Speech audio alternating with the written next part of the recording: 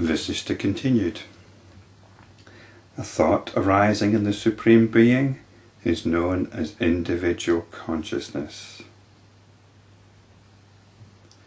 The Supreme Being is our essential awareness, and when a thought arises in it, then awareness of being an individual arises. We get the notion of being an individual.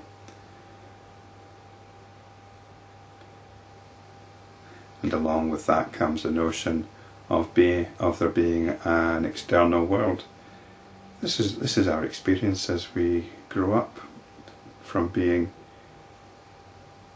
babies to toddlers and so on. We only get a sense of ourselves once we start learning to talk, learning to think, and are educated.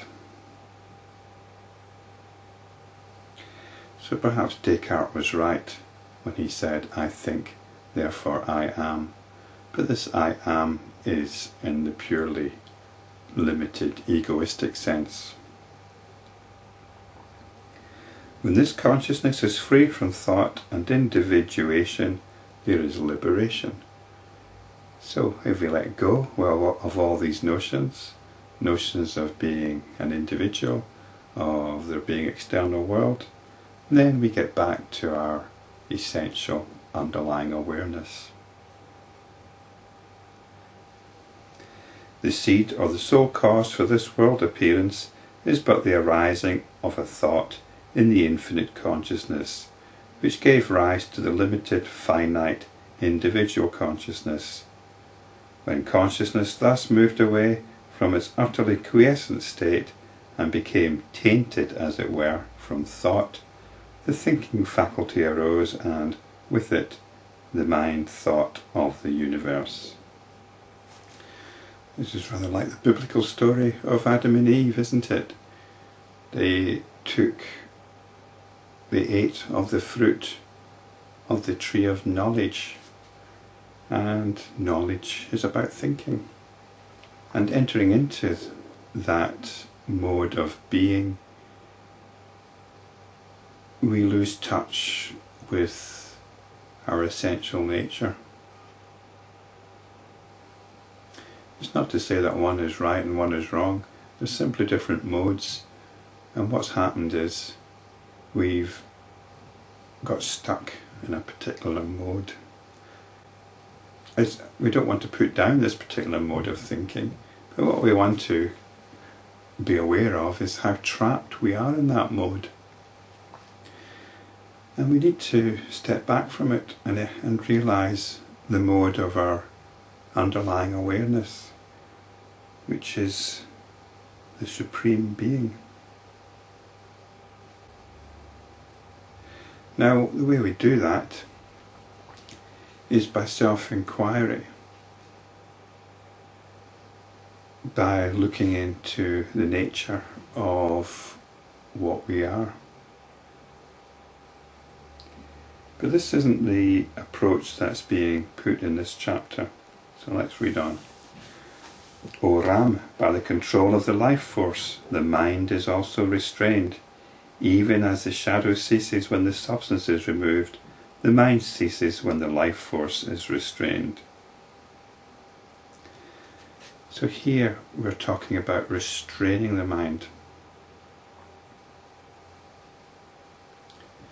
It shouldn't really be necessary to restrain the mind. What we restrain is our identification with the mind.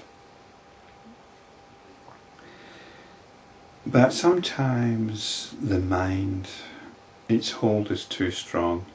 Sometimes we cannot practice self-enquiry.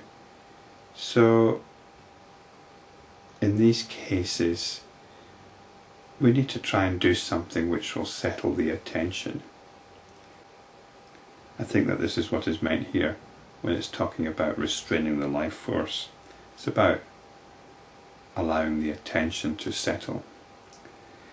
It's because of the movement of the life force that one remembers the experiences one had elsewhere. It is known as mind because it thus experiences movements of life force. So the life force is the attention here. It's the attention which is being forced along different directions. The life force is restrained by the following means: by dispassion, by the practice of pranayama, breath control, or by the practice of inquiry into the cause of the movement of the life force, by the ending of sorrow through intelligent means, and by the direct knowledge or experience of the supreme truth. It seems like we've been given a variety of practices here, as if they're all interchangeable. But it seems to me that it's really a series of stages. Dispassion is the first one. This is the first one given in the Yoga Vasishta. We give up our interest in what the mind presents to us. And then we've got the practice of pranayama, which, as I said before, it's a bit unnecessary to introduce pranayama. We don't need to know about it. But if you cannot just let go of what the mind presents to us, then it's quite useful to do practices which settle the mind. Any kind of meditation, exercise, pranayama, but even listening to music or having a good workout can help. Anything which helps settle the mind. Anything which doesn't have a few side effects. And then we've got the practice of inquiry, looking into why the mind is so distracted. Why are we getting caught up in certain things, in certain notions, in certain objects or people or feelings or moods? Looking straight into our feelings, into our moods, into our body even. By the ending of sorrow through intelligent means. And this is what happens once we start looking into our feelings, into our moods, and start building a big drama out of it. Then sorrow diminishes. And then ultimately we've got direct knowledge or experience of the supreme truth. And this is self-enquiry. So there seems to be various things that we can do depending on our state at a particular time.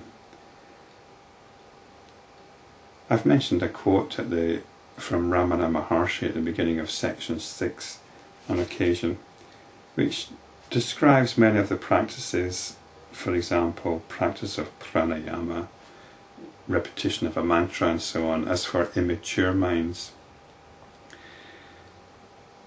Well, I think for most of us, our minds are immature quite a lot of the time. We cannot do self-enquiry. If possible, we should always do self-enquiry.